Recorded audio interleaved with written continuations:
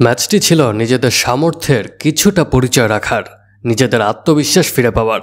কারণ আরব আমিরাতের বিপক্ষে সিরিজ হারার পর গত ম্যাচে নিশ্চিত হয়ে গিয়েছিল পাকিস্তান সিরিজটিও হেরে যাওয়ার। আজ ছিল বাংলাদেশের সামনে হোয়াইট ওয়াশ এড়ানোর মিশন।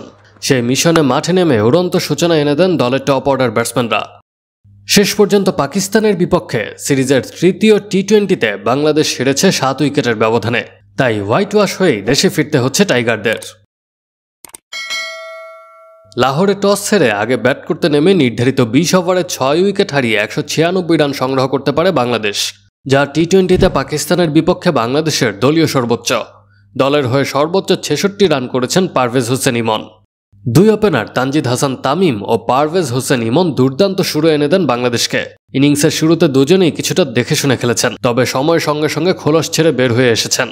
পাওয়ার প্লেতে বিনা উইকেটে 53 রান তুলতে পারে বাংলাদেশ। তামিম কিছুটা রক্ষণাত্মক মেজাজে ব্যাটিং করলেও ইমন রীতিমতো ঝড় তোলেন। 27 বলে ব্যক্তিগত 50 স্পর্শ করেন তিনি। আরেক ওপেনার তামিম ফিরেছেন 50 না পাওয়ার আক্ষেপ নিয়ে।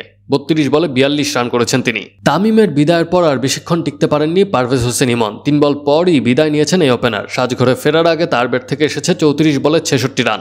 3-এ নেমে লিটন দাস করেছেন 18 বলে 22 রান, আর তাওহিদ হৃদয়ের ব্যাট থেকে এসেছে 18 বলে 25 রান।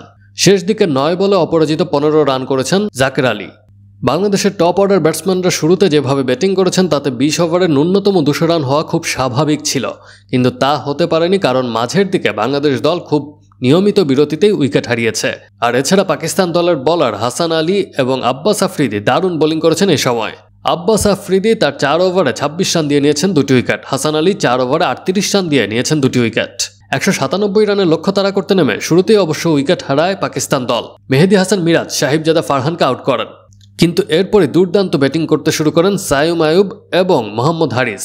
শেষ পর্যন্ত মোহাম্মদ হারিস পেয়েছেন তার সেঞ্চুরি।